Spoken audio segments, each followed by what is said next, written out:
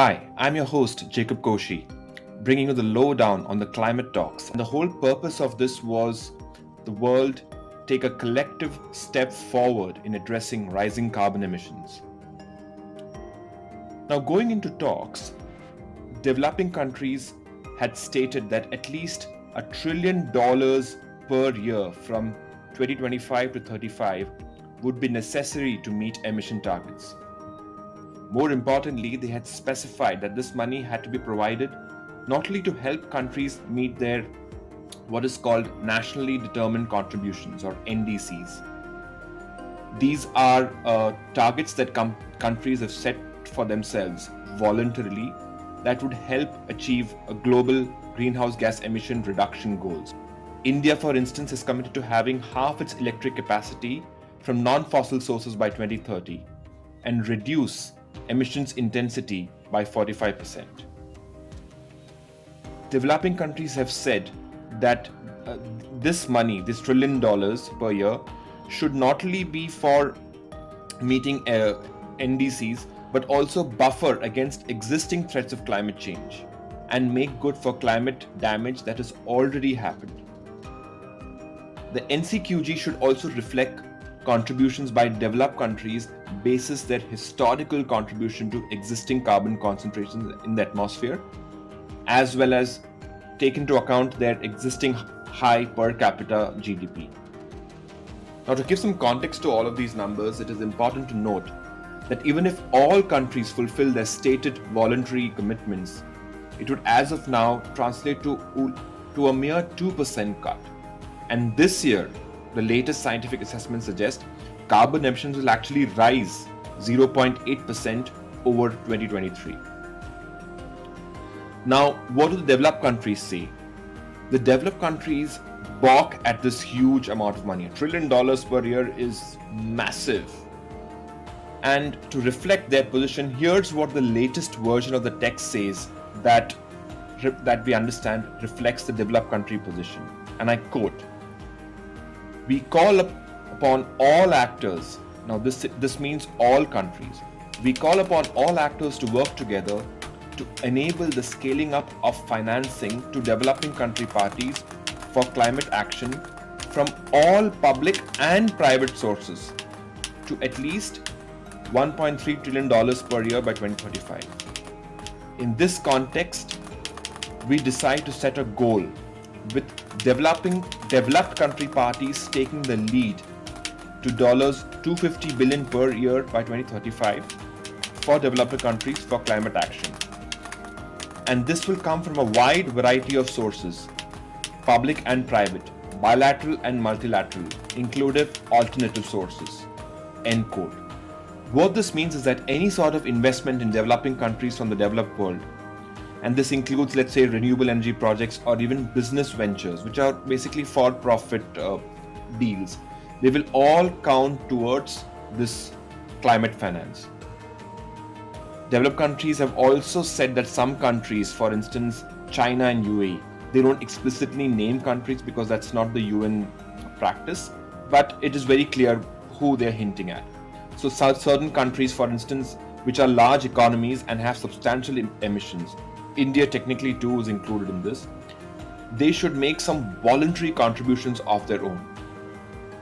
Finally, there is almost no commitment that these funds will flow into developing countries as public finance, that is, from as approved by governments. The current version of the text therefore thus proposes a goal of only $250 billion per year. It's a huge amount, but much less than the initial ask. So this is where the logjam currently is, and that is why talks have been extended for one more day, presumably, to help sort of bridge these demands between these two blocks of countries. Now, prior to this, there have been many other issues that have surfaced. So in the last 10 days of negotiations where India has also voiced its disapproval of what it describes as protectionist measures that linked trade barriers and carbon emissions. A week before the conference began, China had petitioned the presidency of COP29 to include a discussion on what it called climate change related unilateral restrictive trade measures, as part of the formal conference agenda. China moved this as part of a grouping of countries called the BASIC. It's an acronym for Brazil, South Africa, India, and China.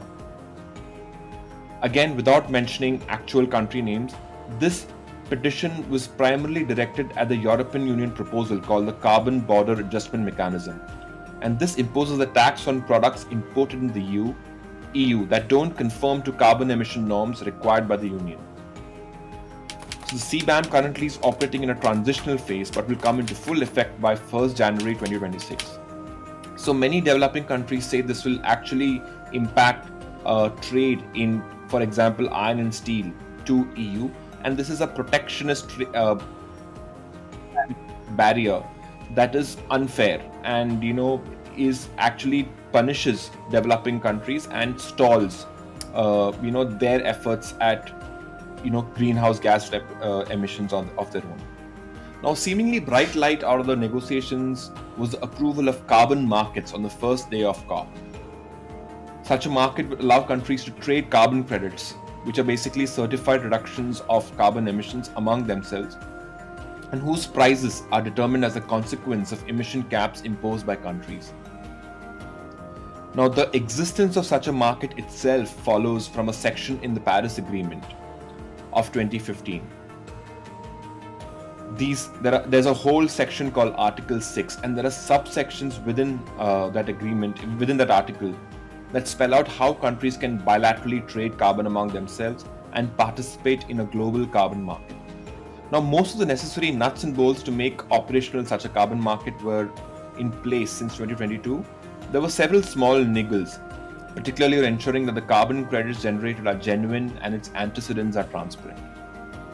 There still is criticism among many groups that enough discussions didn't take place at the proper venue, that is something like the COP29, to actually iron out all of these niggles properly and facilitate a carbon trading market that is actually equitable towards the interests of developing countries as well as smaller countries that cannot possibly take part in such markets.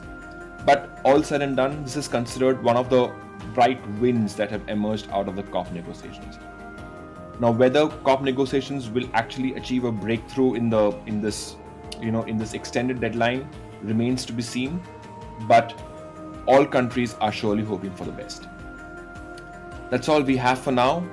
You can continue watching several of these on-ground reports, podcasts, videos, and several other intellectually stimulating content on the Hindu's website. Keep watching.